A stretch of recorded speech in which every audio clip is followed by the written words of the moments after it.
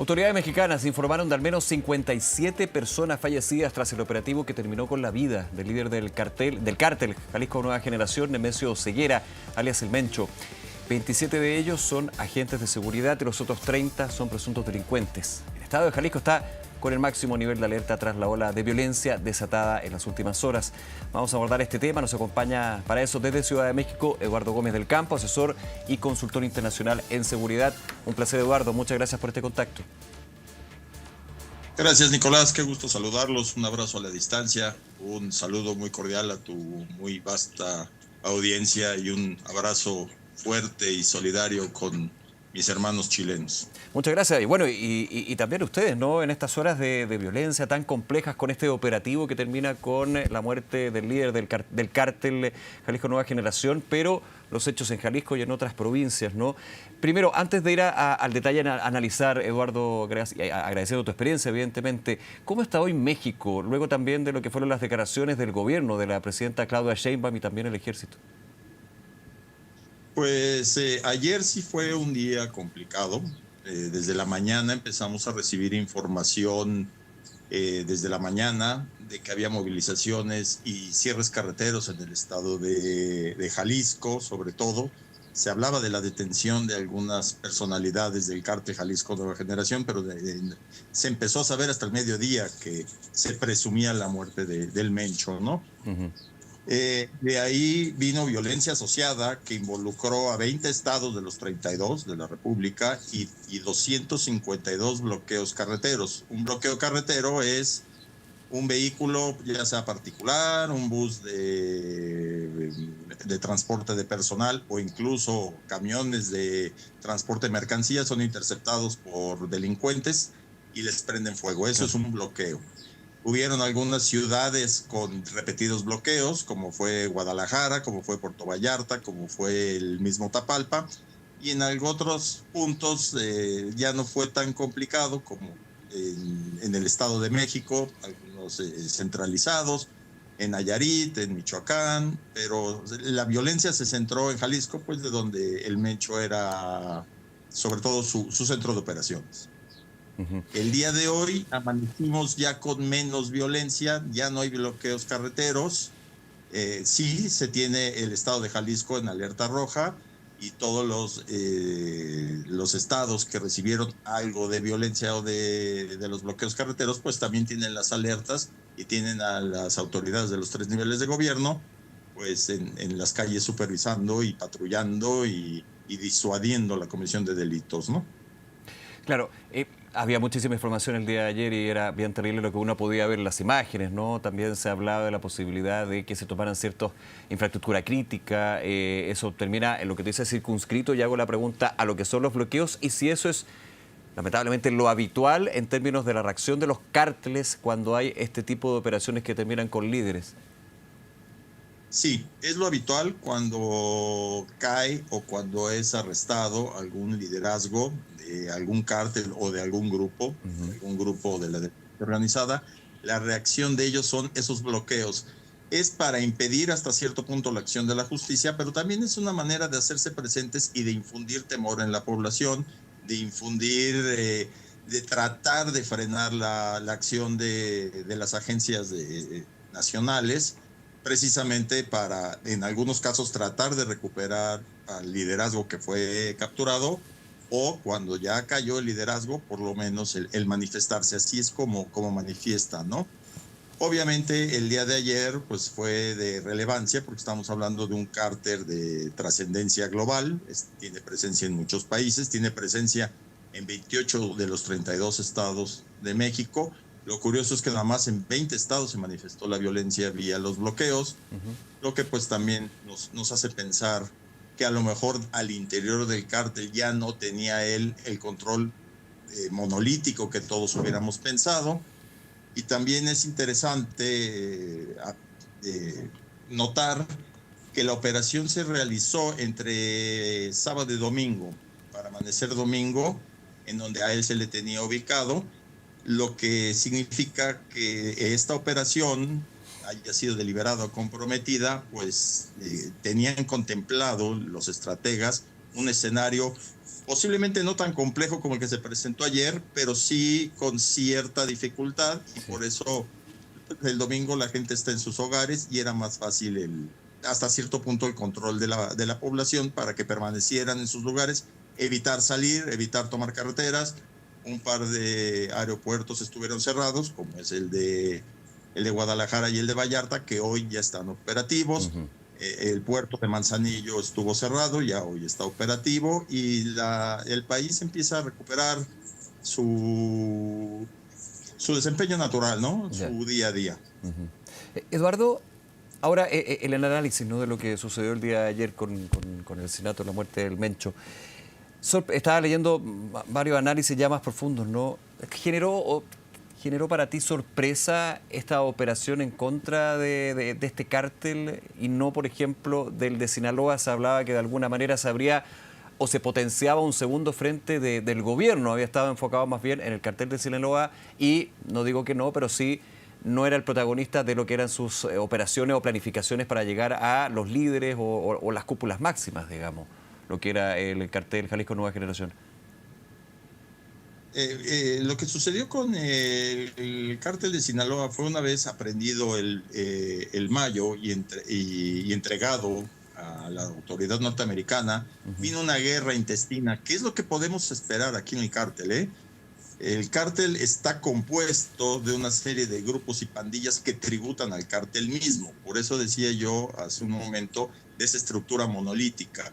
Y vendrá un reacomodo entre los liderazgos para tratar de imponerse unos sobre otros, y sin duda viene violencia asociada que se manifestará en las diferentes plazas que para ellos revisten cierta importancia. Claro. Habrá plazas que posiblemente ellos dejen, ya sea tributando a otro cártel, o Claro. que dejen que las mismas pandillas se acomoden. Sí, para recordar, después las plazas son los territorios finalmente que forman parte del negocio y de los grupos de los cárteles. Es correcto. Una plaza puede ser una ciudad, puede ser una alcaldía, puede ser incluso una región completa, dependiendo de la influencia de cada uno de los grupos. Es importante también señalar que en México tenemos la presencia activa de alrededor de 175 diferentes grupos, no cárteles. Cárteles pues son de cierta dimensión, como podría ser el de Sinaloa, como el cártel Jalisco, el del Golfo, el de Juárez. Esos son los cárteles. Pero grupos de la delincuencia organizada tenemos actuantes 175. Algunos de ellos de una u otra manera tributan a los cárteles o coexisten con ellos, ¿no? Y también muestra una posición, te hago la pregunta, Eduardo, desde el gobierno mexicano, que ha sido completamente distinta en términos de lo que Andrés Manuel López Obrador había establecido en algún minuto con respecto a la guerra contra el narcotráfico, y lo que ha ido implementando el gobierno de la administración de Claudio Sheinbaum. Sí, sin duda la situación ya era insostenible. Todavía consideramos, hay diferencia de opiniones, pero alrededor de un 80 al 70% del territorio nacional, estamos hablando de entre 70 y 80% de 2 millones de kilómetros cuadrados, están bajo influencia de alguno o de algunos de los cárteles. Eso ya era una situación insostenible y que era ya menester tomar acciones directas para controlarlos, ¿no? Desgraciadamente, el único lenguaje que estos grupos y cárteles saben o entienden es a través de la violencia legítima del Estado, que es la que ejerció el ejército mexicano para la captura del Mencho y que derivó en su muerte, ¿no? Todos hubiéramos querido que fuera capturado y que fuera entregado a las cortes, pues para que con la información que él nos diera, claro, pues desmembrar su cártel. Y aquí también lo que se ha ido revelando fue el aporte o el trabajo conjunto también con Estados Unidos. Hablemos un poquito de eso, ¿no? Desde la argumentación del gobierno de Donald Trump, hablan de uno de los cárteles que mayor importación a Estados Unidos genera de fentanilo. Los hechos y los datos dicen lo contrario, digamos, en términos de los insumos para lo que puede ser el fentanilo, pero de todas maneras ese ha sido el punto o la bandera de Estados Unidos para cooperar con el ejército y el gobierno mexicano, entiendo, en esta operación que termina con la vía del Mencho. Sí, de hecho siempre ha habido una cooperación institucional entre las agencias americanas y las agencias y las Fuerzas Armadas mexicanas en términos de intercambio de información crítica. Y sí, como dices tú, Nicolás, el fentanilo pues les cuesta alrededor de 100,000 muertes al año a los Estados Unidos. Sí. Y el fentanilo, que en un principio era producido en los Estados Unidos, en California, esos laboratorios se mudaron alrededor del 2017, 2018 a México y se reexportan para allá, ¿no? Pero el fentanilo puro viene tanto de China como de la India. O sea, esto ya es una colaboración global en donde pues todos los países tienen que poner su parte para tratar de erradicar este veneno que está acabando pues ya no solo con la está impactando no nada más con la juventud de los americanos. En México ya también tenemos nuestras víctimas y es cuestión de tiempo para que llegue a otras latitudes como es Europa y a los mercados del mismo Asia y de Sudamérica. Quiero volver es interesante el análisis que tú nos entregabas con respecto a qué pasa ahora con el cártel Jalisco Nueva Generación tras el asesinato de su líder. Hay una guerra interna, esto es lo que se aprovecha también en términos de la inestabilidad de los grupos y las guerras de plazas por parte de la autoridad en términos de que se van debilitando y van tomando un aspecto más bien regional. Sí, ahorita viene una disrupción temporal entre ellos y van a venir acomodos intestinos que dependiendo de los liderazgos visibles entre ellos, no visibles para nosotros, pudieran o no manifestarse en violencia, ¿no? En violencia hacia ellos y después hacia la sociedad misma. Claro, Eso lo eso es lo veremos en los peligroso. próximos días. Ahorita ellos están en repliegue, por supuesto, porque no tienen ni los medios ni los recursos para enfrentar al Estado mexicano. Lo de ayer, pues evidentemente fue una manifestación, tratar de una demostración de fuerza y poderío de ellos, pero pues contra la fuerza del Estado mexicano, pues no debe de permitirse que nadie la desafíe ni la rete. Ellos ahorita están replegados y viene el reacomodo. Ahí es donde hay que estar todos pendientes para ver la violencia asociada a esos reacomodos y quién pudiera imponerse como líder y también cómo ejercerá su liderazgo. Si no es que algunas de las pandillas o de algunos de los grupos pudieran tratar de tomar el control del cártel o aliarse con otros cárteles, como podría un escenario visible, podría ser en Michoacán, que se aliaran con los que antiguamente eran sus enemigos, que dejaran el cártel de apoyar a los mayos en contra de los chapitos.